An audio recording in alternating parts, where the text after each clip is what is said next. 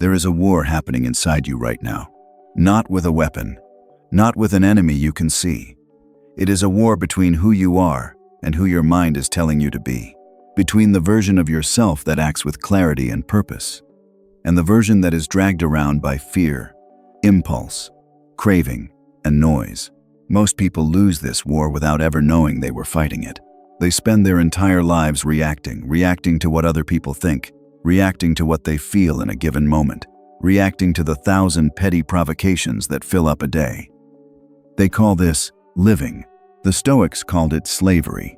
Marcus Aurelius, the most powerful man in the ancient world, wrote in his private journal, not for an audience, not for posterity, but for himself, these words: "You have power over your mind, not outside events. Realize this, and you will find strength." He wrote this as a reminder, because even he, emperor of Rome, commander of armies, ruler of millions, struggled to control the one thing that mattered most, his own mind. If Marcus Aurelius had to fight for it every single day, so do you. And the question is, are you fighting at all? Welcome to Stoic Zeno. If this is your first time here, this channel exists for one reason: to bring you the ancient wisdom of Stoic philosophy in a way that cuts through the noise of modern life and gives you something real to work with. If this video speaks to you, please like it, share it with someone who needs to hear it. Leave a comment below telling me the one thought that controls you the most, and subscribe to Stoic Zeno so you never miss what comes next. This work matters, and your support makes it possible. Today we are going to talk about how to control your mind. Not in the vague, motivational sense. Not with platitudes or feel-good slogans. We are going to go deep into what the Stoics actually taught, the specific philosophy, the specific practices, the specific arguments, and by the end of this, you are going to understand something that most people never figure out in a lifetime. That your mind is not your enemy. But it will become one if you do not train it. Let us begin. 1. The mind you were never taught to understand. Before you can control something, you have to understand what it is. And here is the first problem. Almost nobody understands what the mind actually is. Or more specifically, almost nobody understands the distinction the Stoics made between the mind and the self. The Stoics used the Greek word hegemonikon, the ruling faculty. This was their term for the part of you that is truly you, not your emotions, not your impulses, not your automatic reactions, not the voice in your head that narrates your day with anxiety and complaint. The hegemonikon is the faculty of reason, the part of you that can observe, judge, choose, and act deliberately. Epictetus, a man who began his life as a slave and became one of the greatest philosophers who ever lived, made this the cornerstone of his entire philosophy. He said that the single most important distinction any human being can make is the distinction between what is up to us and what is not up to us. In Greek, he called this the dichotomy of control. What is up to us? Our judgments, our intentions, our values, our responses, the way we interpret what happens to us. These things belong to us completely. What is not up to us? Everything else. The weather, other people's opinions, whether we succeed or fail in the eyes of the world, our bodies, our reputations, our possessions, even our own emotions, at least in their initial arising. Notice that last point carefully. Epictetus did not say that you should not feel emotions. He said that the initial arising of an emotion, the first wave of fear, the first flash of anger, the first sting of grief, is not entirely up to you. What is up to you is what you do next. Whether you identify with that emotion, feed it, obey it, perform it, that is where your freedom either lives or dies. This is not suppression. This is not the cold, dead stoicism that popular culture has incorrectly associated with the word. This is something far more sophisticated. The Stoics were saying, you are not your feelings. You are the one who experiences your feelings. And that gap, that space between stimulus and response, is the entire territory of human freedom. Most people have never found that space. They have collapsed the distance between what happens to them and how they react to it. Someone insults them, and they explode. Someone leaves them, and they fall apart. The stock market drops, and they panic. The plan changes and they spiral. They live inside a constant, exhausting cycle of stimulus and automatic response, never once stepping back to ask, is this the response I actually choose? The Stoics said, find the gap, live in the gap. That is where the real you lives. 2. The tyranny of automatic thought. Here is something that should disturb you.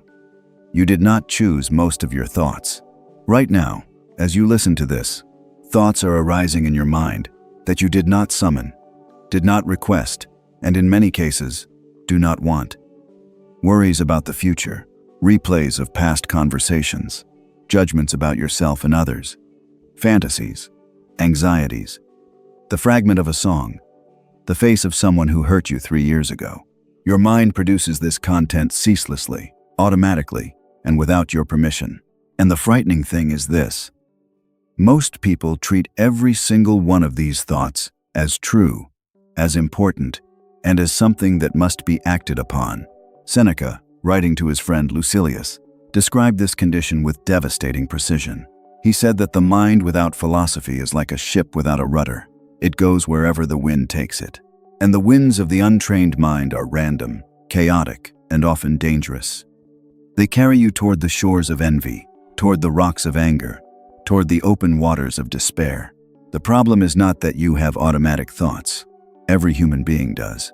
The problem is the relationship you have with those thoughts. If you believe that every thought that arises in your mind is a direct report from reality, if you treat your anxious thought as a genuine threat assessment, your angry thought as a justified verdict, your self-critical thought as an accurate evaluation, then you are not in control of your mind. Your mind is in control of you. Marcus Aurelius understood this from the inside. In his meditations, he repeatedly returned to the practice of examining his own thoughts, not accepting them at face value, but interrogating them. He would ask, is this thought useful? Is it true? Is it in accordance with nature and reason? Or is it just the mind doing what undisciplined minds do, generating noise? He wrote, the things you think about determine the quality of your mind. Your soul takes on the color of your thoughts. Read that again. Your soul takes on the color of your thoughts. If your thoughts are anxious, your soul becomes anxious. If your thoughts are resentful, your soul becomes resentful. If your thoughts are petty, your soul becomes petty. And if your thoughts are grounded in reason, in virtue, in the pursuit of what is genuinely good, then your soul takes on that color too. This is why the Stoics considered the training of the mind to be the most urgent task a human being could undertake. Not building an empire, not accumulating wealth, not achieving fame. The training of the mind, because everything else you build, every achievement, every relationship, every experience will be filtered through that mind. And if the filter is broken, nothing that passes through it will be seen clearly. 3. Judgment is everything. Now we arrive at one of the most radical and important ideas in all of Stoic philosophy, and it is this. It is never events that disturb you. It is always your judgment about events. This is the insight at the heart of Epictetus' Enchiridion, his handbook for life. He wrote, men are disturbed not by things, but by their opinions about things. This single sentence, written nearly 2,000 years ago, is the foundation of what we now call cognitive behavioral therapy. It is the insight that transformed modern psychology, and the Stoics arrived at it through pure philosophical reasoning. Think about what this means. If it were events themselves that disturbed you, then everyone who experienced the same event would be equally disturbed. But this is obviously not the case. 2 people can lose the same job. One falls into depression and despair. The other sees it as an opportunity and begins building something new. 2 people can receive the same diagnosis. One surrenders to fear. The other responds with determination. 2 people can be insulted by the same person. One is wounded for weeks. The other shrugs it off and moves on. The event is identical. The response is completely different. What accounts for the difference? The judgment, the interpretation, the story each person tells themselves about what the event means. And here is the crucial point. If your disturbance comes from your judgment, and judgment is something that is up to you, then your disturbance is ultimately up to you as well. Not instantly, not magically, not without effort. But in principle, it is within your power to change how you interpret what happens to you. And that means it is within your power to change how you feel about it, how you respond to it, and how much power you give it over your life. Marcus Aurelius came back to this again and again in his meditations. He wrote, "If you are distressed by anything external, the pain is not due to the thing itself, but to your estimate of it. And this, you have the power to revoke at any moment." The power to revoke at any moment. This is not wishful thinking. This is not toxic positivity. Marcus was not saying that bad things are actually good. He was not saying that pain is an illusion. He was saying that the meaning you assign to pain, the story you build around it, the verdict you render about what it says about you and about the world, that meaning is constructed by your mind. And what your mind constructs, your mind can revise. But, and this is critical, you can only revise it if you are aware that you constructed it in the first place. Most people are not aware. Most people experience their judgments as facts. The judgment, "I am worthless," does not feel like an opinion to the person who holds it. It feels like an obvious truth about reality. The judgment, "Nothing ever works out for me," does not feel like a story the mind is telling. It feels like an empirical observation about the universe. The Stoic practice of examining judgments is about creating the distance needed to see that these are not facts. They are interpretations. They are the mind's reports about reality, filtered through all of its fears and conditioning and past experiences. And they can be questioned. They can be tested. They can be replaced with interpretations that are truer, cleaner, and more useful. 4. The practice of prosoche, attention to the self. So how do you actually do this? How do you begin to live the philosophy rather than just appreciate it intellectually? The Stoics had a word for the foundational practice: prosoche. It means attention specifically, vigilant, continuous, unflinching attention to your own inner life. Pierre Hadot, the great French philosopher who spent his life studying ancient philosophy as a way of life, argued that prosoche was the central spiritual exercise of Stoicism. Not just knowing the theory, but watching yourself in real time. Noticing when a judgment arises. Noticing when an impression takes hold. Noticing the gap between what happens and how you begin to respond. And in that noticing, finding the possibility of choice. Epictetus was uncompromising about this. He said that a student of philosophy should be constantly asking themselves, is this up to me or not? Every time something happens, every time a feeling arises, every time a thought takes hold. Is this within my power or outside it? And if it is outside my power, release it. Do not fight it. Do not obsess over it. Do not build an identity around your relationship to it. Let it pass. This sounds simple. It is not simple. It is one of the hardest things a human being can attempt, because the mind has been running on autopilot for your entire life. Your habitual reactions are deeply grooved. Your automatic judgments feel like truth. The pull of emotion is genuinely powerful, and the ego resists examination. It does not want to be observed, because observation threatens its control. Seneca acknowledged this with characteristic honesty. He wrote, "It is not that I am brave enough to face all the things that disturb others. I simply keep asking how much of this is real, and how much is the work of my own imagination." He was not claiming to have conquered his mind. He was describing the practice of staying in relationship with it, questioning it, observing it, refusing to be entirely at its mercy. Marcus Aurelius did this every morning. His meditations were not meant to be published. They were his private practice of attention, a daily examination of where his mind was, where it was drifting, and how to bring it back into alignment with his principles. Day after day, year after year, he wrote to himself, "Remember this. Do not forget this. Come back to what matters." This is the practice, not a single dramatic transformation, a daily, patient, disciplined return to attention. 5. The discipline of desire, wanting what you should want. One of the ways the mind escapes your control is through desire. Not just the desire for pleasures or possessions, but the subtler, more insidious desires. The desire for approval, the desire to be right, the desire to be seen as successful, the desire for certainty, the desire to avoid discomfort at all costs. Epictetus taught that the path to mental freedom runs directly through the training of desire. He said that most human misery comes from one source: people desperately wanting things they cannot control, and desperately trying to avoid things they cannot prevent. They want the world to be different from how it is. They want people to treat them better. They want the past to have gone differently. They want guarantees about the future. And because the world does not cooperate with any of these demands, they suffer. His prescription was radical.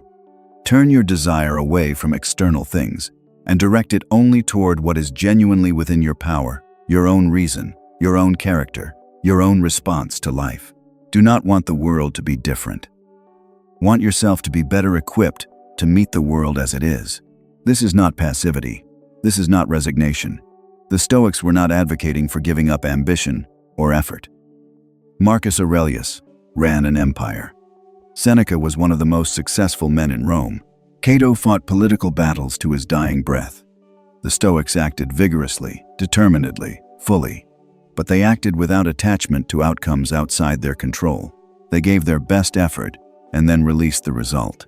They did what the situation required and then let the universe do what the universe does. Marcus Aurelius captured this perfectly with what scholars call the reserve clause. He wrote that when he acted with the reservation that if circumstances change, so shall my response. You commit fully, but you hold your expectations loosely.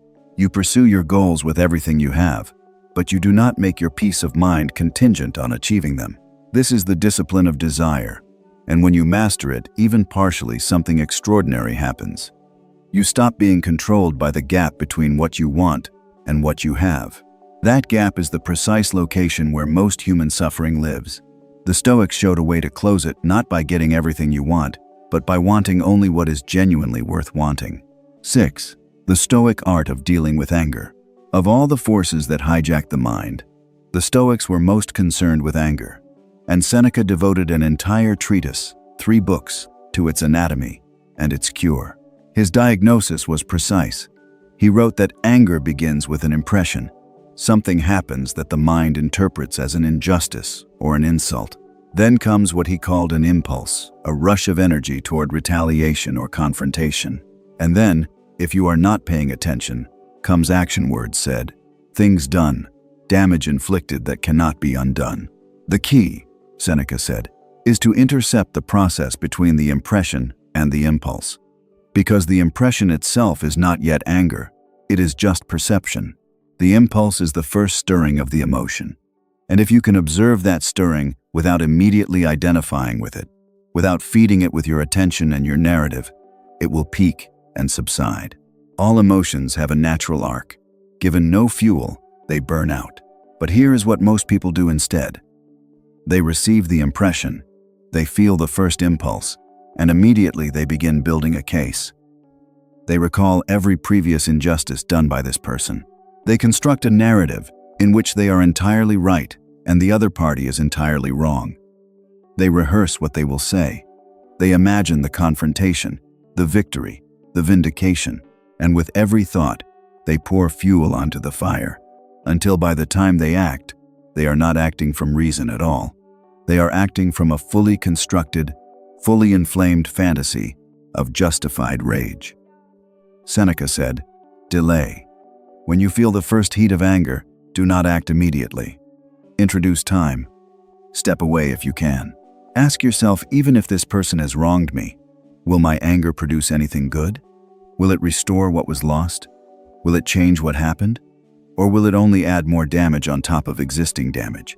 Marcus Aurelius added another tool, perspective. He wrote that when someone's behavior angers him, he tries to remember that the person is acting from their own limited understanding. He wrote, when you wake up in the morning, tell yourself, the people I deal with today will be meddling, ungrateful, arrogant, dishonest, jealous, and surly. They are this way because they cannot tell good from evil. But I have seen the beauty of good and the ugliness of evil, and I have recognized that the wrongdoer has a nature related to my own. Read that again. They have a nature related to my own. This is not weakness. This is not excusing bad behavior. This is the highest form of psychological sophistication. The recognition that anger at other people's faults blinds you to those same faults in yourself, and that keeping your mind clear costs nothing, while losing it costs everything. 7. Memento mori, the mind that knows it will die. There is one practice that the Stoics return to more consistently than almost any other, and it is the one that modern people are most reluctant to engage with: the contemplation of death. Memento mori, remember that you will die, not as a morbid obsession, not as a source of fear, but as the sharpest possible tool for clarifying the mind and cutting away everything that does not matter. Seneca wrote, "Let us prepare our minds as if we had come to the very end of life. Let us postpone nothing. Let us balance life's books each day." He was saying, if you knew today was your last day, or your last week, your last year, which of your current anxieties would still seem important? Which of your grievances would still seem worth holding? Which of your petty distractions would still seem worth your time? Almost none of them. And that is the point. The mind that is preoccupied with trivialities, that is trapped in cycles of approval-seeking and reputation management and small social dramas, is a mind that has forgotten what is at stake. Death is the corrective, not because death is good, but because the awareness of death restores proportion. It reminds you that time is finite, that the present moment is the only one you actually have, and that the quality of your inner life is the only thing that truly belongs to you. Marcus Aurelius used this practice constantly. He wrote, "Perfection of character is this: to live each day as if it were your last, without frenzy, without apathy, without pretense. Not frantically, not desperately, with clarity, with presence, with the kind of steady, grounded attention that comes from knowing not in the abstract but in your bones that this moment is precious and will not come again." This is not a depressing practice. For the Stoics, it was a liberating one. Because once you genuinely accept your mortality, once you stop pretending that you have unlimited time and that the important things can always be done later, something in the mind settles. The noise quiets. The priorities clarify. You stop wasting energy on things that, in the face of death, reveal themselves as empty. And you start giving your real attention to what remains. And what remains? Virtue, character, the quality of your presence with the people you love, the integrity of your actions when no one is watching. These things remain. These things are yours. And the mind that is oriented toward them is a mind that has found its true north. 8. The inner citadel. Marcus Aurelius had an image that he returned to throughout his meditations, and it is one of the most powerful images in all of Stoic philosophy. The inner citadel. He imagined the rational mind, the hegemonikon, as a fortress that the external world can besiege but never conquer, a place where, no matter what is happening outside, you can retreat into reason, into principle, into your own unshakable values. He wrote, "Nowhere can man find a quieter or more untroubled retreat than in his own soul." This was not a metaphor for comfort. Marcus wrote these words while commanding armies in brutal wars against the Germanic tribes on the Danube frontier. He wrote them while managing an empire beset by plague, political conspiracy, and constant crisis. He was not retreating from his responsibilities. He was describing the internal discipline that allowed him to meet those responsibilities without being destroyed by them. The inner citadel is what you build through all the practices we have discussed. Through prosos, the vigilant attention to your own inner life. Through the discipline of judgment, the refusal to accept your automatic interpretations as truth. Through the discipline of desire, the redirection of wanting toward what is genuinely within your power. Through the contemplation of death, the restoration of perspective and proportion. Every time you practice these things, you add a stone to the citadel. Every time you catch a reactive thought and examine it. Every time you feel the first heat of anger and pause rather than act. Every time you release your grip on an outcome you cannot control. Every time you return after distraction, after struggle, after failure to the principles you have chosen to live by. Every one of these moments is an act of construction. And here is what the Stoics understood that most people never do. The citadel is never finished. Marcus Aurelius was building it on the day he died. still writing to himself in the privacy of his journal, still returning to the same fundamental questions, still falling short, and still getting back up. Epictetus limped through the world on a leg broken by his former master, and spoke of freedom with a conviction that could only come from having genuinely found it inside himself, in a place no external force could reach. Seneca struggled his entire life with his own wealth, his own ambitions, his own contradictions, and wrote about the struggle with an honesty that, 2,000 years later, still reads like a letter from a friend. None of them were perfect. All of them kept going. And that, ultimately, is what controlling your mind means. Not the elimination of struggle, not the permanent achievement of some serene inner state. It means the daily choice to keep building, to keep examining, to keep returning to what is genuinely yours, your judgment, your values, your response. Everything else, the weather, the opinions of others, the movements of markets and empires and time itself, is outside the citadel walls. Let it be. Your work is inside. 9. Practical exercises for the modern mind. Philosophy that cannot be practiced is merely entertainment. The Stoics knew this. Every concept they developed was meant to be lived, not just admired. So let us make this concrete. The first exercise is the morning examination. Before you open your phone, before you check your messages, before the noise of the day floods in, spend 5 minutes with the question Marcus Aurelius asked himself each morning. What is truly within my power today?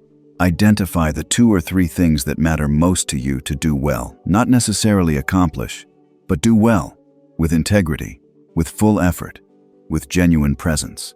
Set your intention before the day sets it for you. The second exercise is the evening review. Seneca practiced this every night before sleep. He described it in one of his letters. He would review the day and ask 3 questions. Where did I fall short? Where did I do well? Where can I do better tomorrow? Not harshly, not with self-condemnation. Seneca explicitly said this was a practice of honest reflection, not self-punishment. The goal is awareness, not flagellation. The third exercise is the judgment audit. When you find yourself upset genuinely, meaningfully disturbed by something, stop and ask, what is the judgment I am making here? Not what happened, but what am I telling myself about what happened? Write it down if you can. Put words to the interpretation. And then ask, is this the only way to interpret this? Is this interpretation serving me? Is there a truer, cleaner way to understand what occurred? This is the most difficult of the exercises because it requires stepping outside of your own certainty in the middle of an emotional state. But it is also the most transformative. Each time you do it, you weaken the automatic link between stimulus and response, and you strengthen the one between experience and reflection. The fourth exercise is voluntary discomfort. The Stoics practiced this deliberately. Epictetus encouraged his students to periodically subject themselves to hardship, cold, hunger, physical discomfort, not as punishment, but as training. The purpose was to demonstrate to the mind that it could endure more than it thought it could, and that the things it feared most were often far less terrible than it imagined. You do not need to be dramatic about this. Skip the comfortable option occasionally. Take the harder path. Sit with the discomfort of not immediately checking your phone when the impulse arises. Fast for a day. Have the difficult conversation you have been avoiding. Each small act of deliberate discomfort is a demonstration to your own mind that you are the one in command, not your impulses, not your fears, not your cravings for ease. The fifth exercise is the view from above. When you are overwhelmed by the smallness and noise of daily life, practice what Marcus Aurelius called looking at things from a distance. Imagine your current situation from above, your city, your continent, your planet, suspended in space. Feel the scale. And then ask, in this context, in the context of time and space and the incomprehensible vastness of existence, how serious is the thing that is disturbing me right now? Most of the time, the honest answer is, not very. This is not nihilism. It is not an argument that nothing matters. It is an argument for proportion, for keeping the size of your inner response matched to the actual significance of what you are responding to. 10. The mind as the final frontier. We live in an age of extraordinary external achievement. We have put machines on other planets.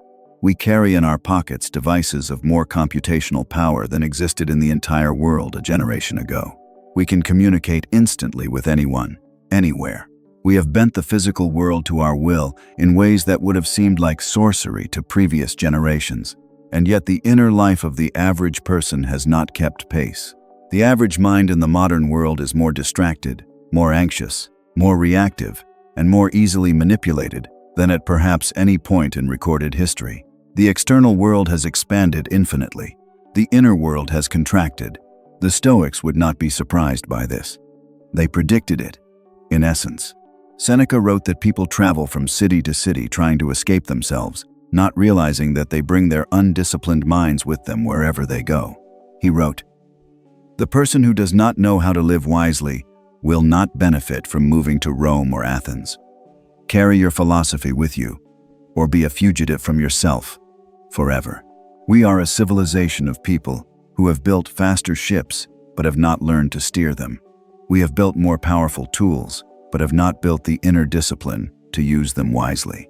We have more information available to us than any humans who have ever lived, and we are drowning in it, unable to distinguish what matters from what doesn't, what is true from what is merely compelling, what feeds our growth from what feeds our addiction.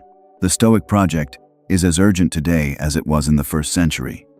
More urgent, perhaps, because the forces competing for your attention, the algorithms, the notifications, the constant stream of manufactured outrage and engineered desire are more sophisticated, more relentless, and more precisely targeted than anything Marcus Aurelius ever faced. And the ancient tools are still the only tools that actually work. Attention, judgment, reason, the deliberate choice of what to let in and what to release. Your mind is the final frontier. It is the one territory that no external force can claim without your consent. The Stoics discovered this 2,000 years ago, and they built an entire philosophy around the defense of that territory. Not with walls or weapons, but with wisdom. Not with separation from the world, but with a particular, disciplined, carefully cultivated way of being in the world. You are capable of this. The capacity is already in you. It is not a talent some people have and others lack. It is a practice, available to every human being who chooses to undertake it. Marcus Aurelius chose it in the middle of war.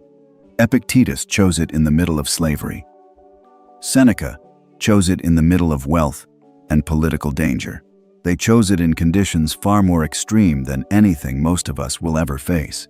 What is your excuse for not choosing it? Not as a challenge, as a genuine question.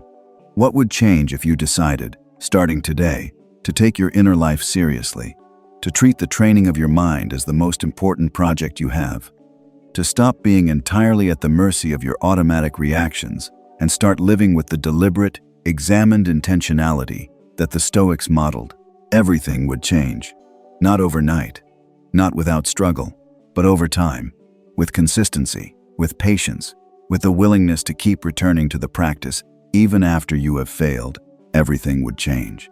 Because when you control your mind, you do not just control your mind, you control your attention. And when you control your attention, you control your experience.